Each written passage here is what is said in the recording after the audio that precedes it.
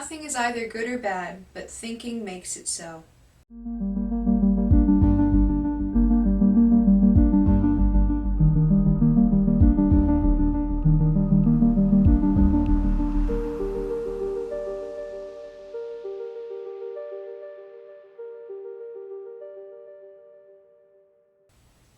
Hi, this is Emerald and welcome to the Diamond Net, and today I want to talk to you about how to get rid of your negative traits. However, the truth is that you can't get rid of your negative traits because they're your traits, they're just like your body parts. Now this sounds like bad news, but it really isn't, because the truth is that there are no such thing as negative traits either, or positive traits for that matter. There are just traits. If you feel that they're positive, then they are positive. If you feel like they're negative, then they're negative. In fact, positive and negative are just values that you've assigned to traits. It's just like saying these are traits that I like and these are traits that I don't like. So to try to get rid of your negative traits is incredibly foolish because not only does it cause repression, it's also impossible. When you reject a trait or disapprove of a trait, it is relegated partially or wholly to the shadow, where it functions autonomously without your conscious knowledge or control. So to give you a metaphor, you want to think of your psyche like it's a room, and you want to think of consciousness like it's a light that illuminates the entire room, at least from a natural state of being. Now, when we're in the room of the psyche, we see lots of things in there. However, those things are immovable and unchangeable. Those are our traits. So we can't just take a trait that we don't like and throw it outside of the room. It's there for good. So if we disapprove of a trait, we have to dim the light of consciousness just so that we can no longer see that negative trait or that trait that we've dubbed negative. And so it causes a restriction of consciousness to do this. Only when a trait is completely enveloped in shadow can we have the illusion that we've gotten rid of the negative trait. However, what we've really done is we've just undercut our ability for authenticity and for consciousness. Our goal should be to make our personality as expansive as possible and not to just try to whittle away at or refine our personality so that we come up with this perfect persona for ourselves. So at this point you might be thinking, well, what now, Emerald? What am I supposed to do? Am I supposed to just abandon self-improvement? Is all of my effort been for nothing? Sounds pretty disempowering, doesn't it? But it really isn't. In fact, the piece of advice that I'm about to give you could be the most empowering piece of advice that you might come across. In fact, all the power is in your hands to create the greatest version of yourself and to live the very best life that you can. But you might ask, well, how can I do that if I can't even get rid of my negative traits? Well, there is one way to get rid of a negative trait, and that's to reframe it as a positive trait. You need to stop thinking of your traits as negative. You must understand that all traits are neutral and exactly as they should be. Now, the expression of those traits can be beneficial or detrimental, healthy or unhealthy, but the traits themselves just are.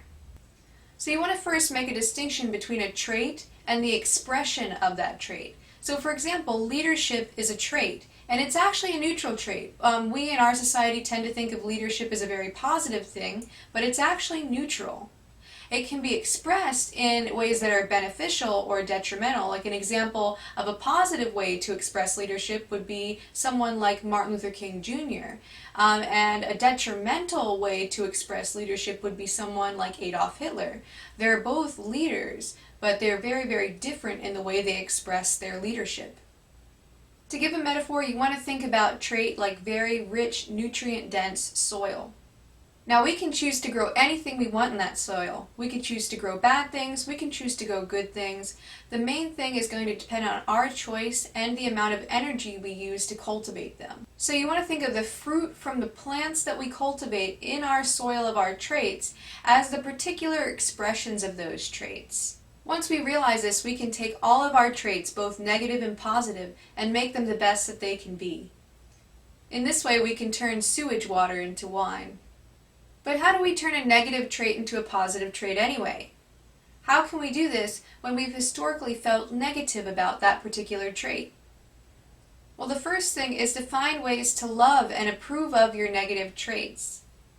You must understand that even your negative traits exist for a positive reason. For example, If you have social anxiety, that actually exists for a positive reason, because it shows that you have a strong desire to connect with other people, but you also don't want to mess up the potential for that connection. And so your social anxiety seeks to keep you from social ostracism. Even if it ends up causing social ostracism, it's actually in place for a positive reason. But even a trait like this that causes so many issues can be seen in a positive light and can be integrated in a positive way. So try to find reasons to love that trait. Now, don't lie to yourself and tell yourself, oh, I love how my social anxiety ends up making me look like an idiot in front of people. That's not true. That's just a very passive-aggressive form of self-deception if you say that.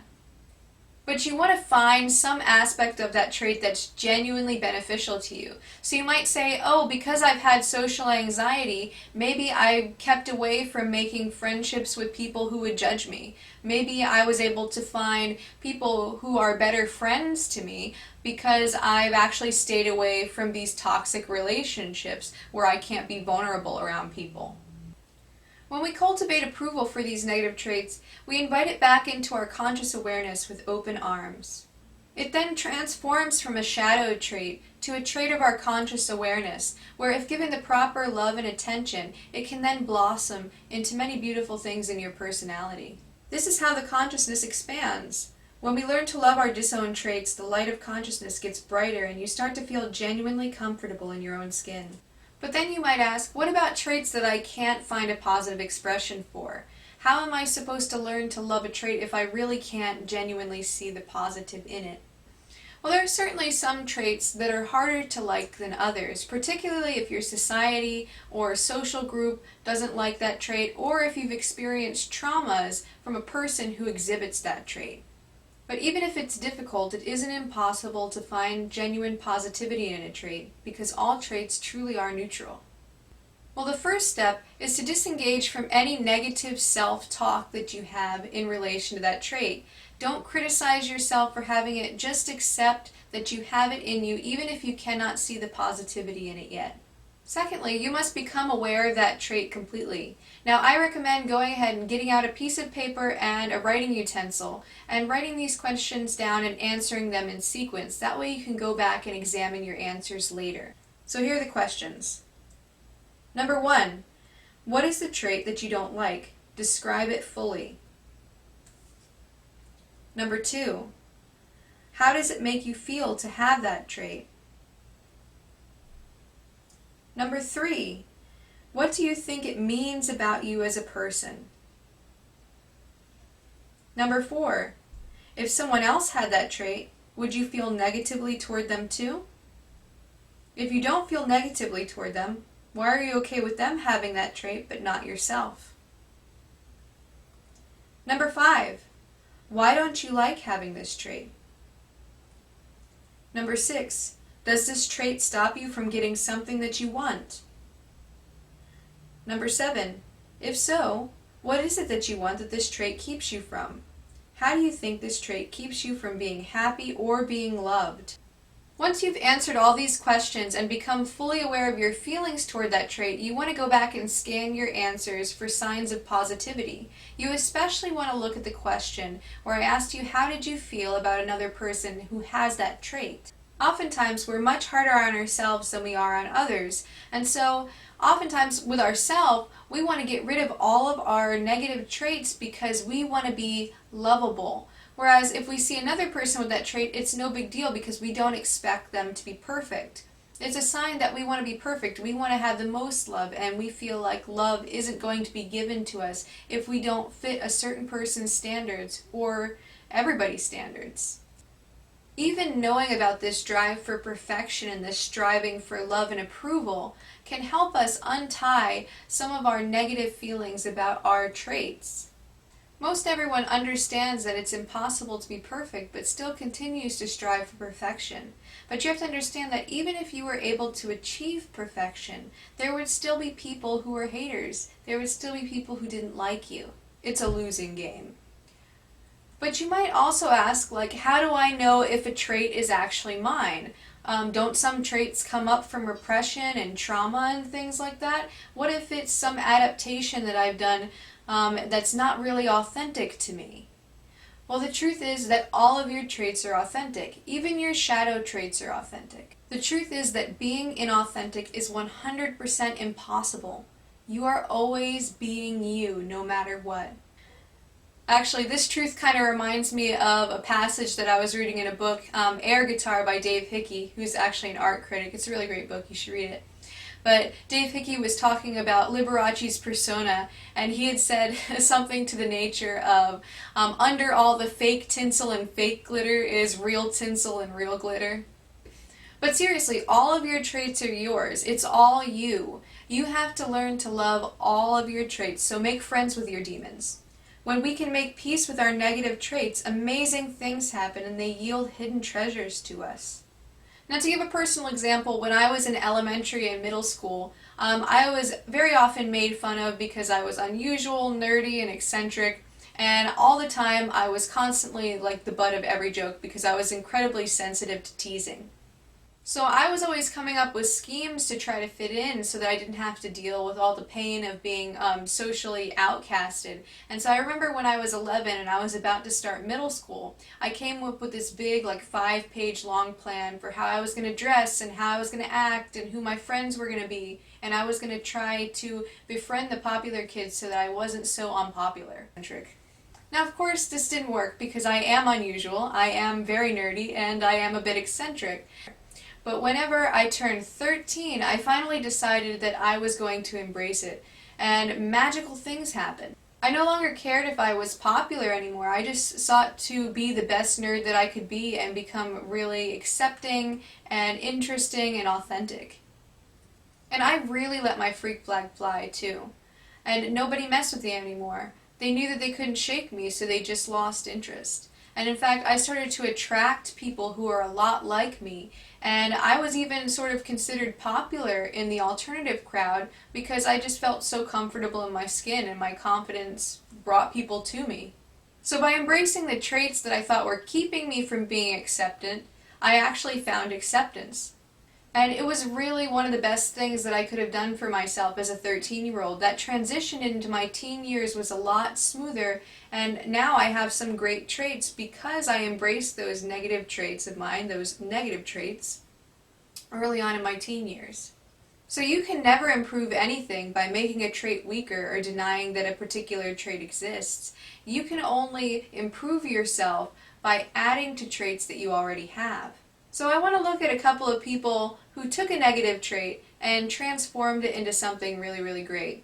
Like take George Orwell, for instance. He had a very pessimistic outlook, but his works were just so brilliant, like 1984 and Animal Farm, if you've ever read them.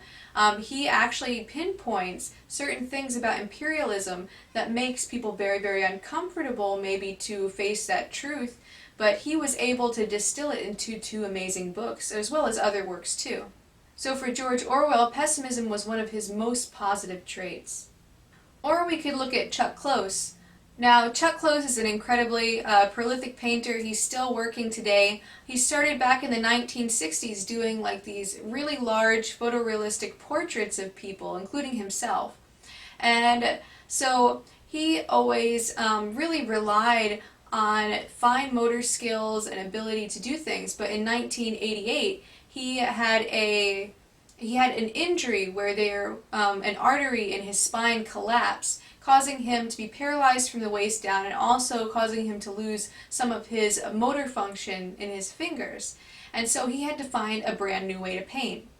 And so he created an entirely new style of painting. He stuck with photorealism, but instead he sectioned all of his paintings, very, very large paintings, into 3-inch by 3-inch squares, and he would just draw like big blobs of color.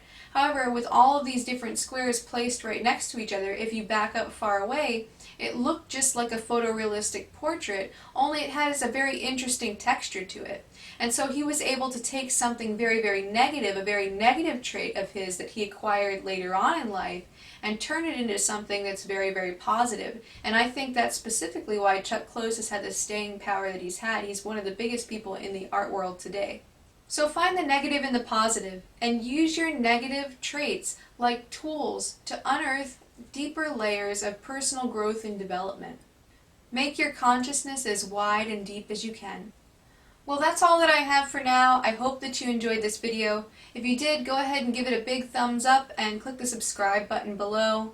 Also, stay tuned for more videos on Wednesdays and Saturdays. I do book reviews, I do a Q&A segment, and I do other big topic videos like this.